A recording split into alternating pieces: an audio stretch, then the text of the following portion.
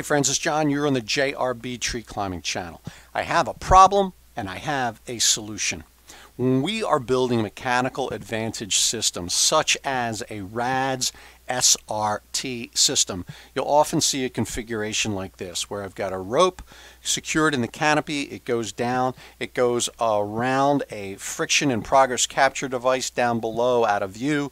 The rope returns up and it goes through a movable pulley that goes on the rope and moves up the rope as we climb. We pull here and with mechanical advantage we rise up the tree. Now first off, I realize that there are mechanical ascenders, hand ascenders that have a pulley on them. And that is fine. However, I don't like using those types of devices in that there are some failure modes. For example, they can get jammed. If they get jammed against something, they're not easily removed. I prefer to use friction hitches, and I also prefer non-metal solutions. So here I have fashioned a head and knot. See my prior video on the head and knot. It's formed using a Prusik loop. It's one of the most compact and reliable friction hitches there is. I've got a carabiner on it, and there's my pulley. But I've got this problem. It's called noise. A hunter would not be happy with that kind of noise. So how can I effectively attach this pulley to this friction hitch or something like it without any metal? And that's what I have a solution for. So let's take a look at this. So here's a friction hitch, and it doesn't look terribly different than things you've seen in the past, but here's what it can do. It's not only a friction hitch, but it's also effectively a soft shackle, in that although I could load this loop, I can take this loop, I can pass it through a device which is not openable like my pulley. And I can route this loop back through and create a soft shackle inside of a friction hitch. Furthermore, I've tested this fairly extensively. It has some great characteristics in terms of hold and non-jamming. And it's not extremely breakable underload, so I don't recommend using this for climbing, nor has it had adequate testing. I have done some experimental climbs with it while being safely secured via a redundant hitch, and it does perform well, but it's not breakable under load. And I would suspect, much like the Longhorn soft shackle, that if we were to add a hard toggle here, if we were to do extreme testing, extreme load testing on this, I would imagine this has greater integrity. But I don't need it. I don't need it for this application. In a RADS SRT system or a rigging, non-life safety rigging scenario, my life safety device is down at the bottom of the line out of view. This is merely a mechanical advantage system to assist me in going up the tree. Now, before we get started, I'm not going to go over all of these details. Just like this device, a Prusik loop, is something that's already in your arsenal, right? You may have purchased it, you may have bought one that's sewn, as I did.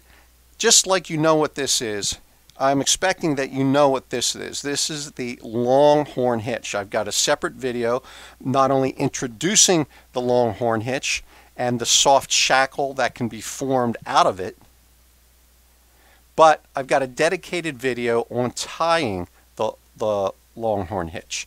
So please refer to that and you'll know how to tie the Longhorn hitch. Here I've got a Longhorn hitch fashioned into a friction device. Let's untie it and let's show you how we tied it. I started with 6 feet of 6mm accessory cord, and I'm working with 9.5mm rope. I find that to be a fairly good ratio. I started with 14-inch working ends when I built the Longhorn hitch, and that affords me tails which are probably about 5 inches long adequate for me to secure the hitch. I don't want to create this using something too long because I want this whole assembly to be adequately compact when I'm done. It could have been a tiny bit shorter, but I find this to be a pretty good number. So I'm going to take my Longhorn soft shackle. I'm going to orient it this way. With the tails down and the working loop up, I'll expand, right? These loops can get larger or smaller. I will put them around the rope, straddling the rope, right? They're straddling the strands of the, I'm sorry, the two loops are straddling the rope such that I can just pinch them together with my thumb and middle finger and hold that in place. Now with this working loop, the supply loop of the Longhorn, I'm going to make 4 complete wraps around the front and around the back. So that's 1, that's 2, that's 3, that's 4. And we can count 2, 4, 6, 8. We've got 4 complete turns, and I'll bring that down across the front, and then I will pass it through the location where my fingers are, right here. I will pass the line, this loop through there. Now I'm going to pause there because we've got a friction hitch right here, and you know, if I had to give that a name, I'd probably give this the name the Longhorn Head-In, because like the Head-In, the load that is placed on these two, on this loop, is diverted up to the top of the helix. A Head-In loads the top of the helix, where a Klemheist loads the bottom. So, and I've tested this as well, and it kind of jams up a little bit like the Head-In does. But what we will do, I'll use my carabiner instead of the pulley for now. We will finish it by running this loop back under and toggling it like so. So let's take a look at this, because what happened as I did this routing is that now the load that's placed evenly on these 4 strands, well, 2 of those strands still go back up to the top of the helix, but 2 of them go to this loop, and that loop places its load on the Longhorn here. The Longhorn's at the bottom. And so this is not a Head-In, and it's not a Klemheist. It's a balanced hitch. It places load fairly evenly on the top and the bottom of the helix. This is the helix. And that really performs well. Again, I've tested with this, and it is really sexy to climb on. It just doesn't jam up. I can climb on that, and it ascends really, really well. But at this juncture, I don't feel like we've got enough testing on it to really use it for our primary hitch for climbing. So stay tuned for that. If we ever find an application, we'll do so. Right now, I just want you to consider this as an accessory hitch for exactly this application. Now, that would have been kind of silly for me to do if all I wanted was a carabiner, because that would have been removable. But if I'm working with the pulley, and I am, that is the application. Here's my pulley. To remove, I just give these a yank, pull those out, pull that out, and I would be fairly criticized by anyone who points out that this is designed, this opening was designed for a carabiner, not a cord. These sharp edges could effectively cut the cord. That's completely a valid observation, but remember, this is not a life-sustaining part of my system.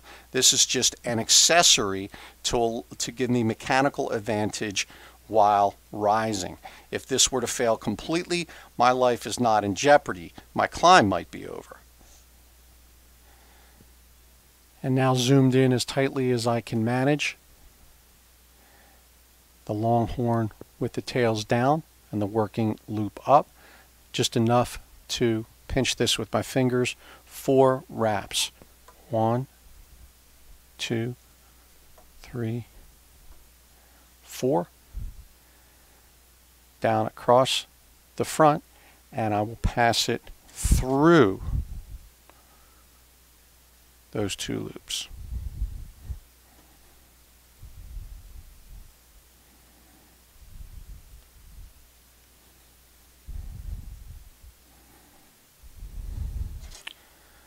My load would be placed here out of view, and I route the bite right back through those same 2 strands. And it's okay if this is just a little bit tight. And then pop these through. And of course, cinch it tight.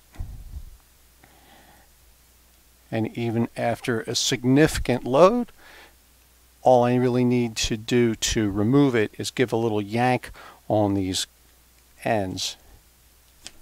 And there we go.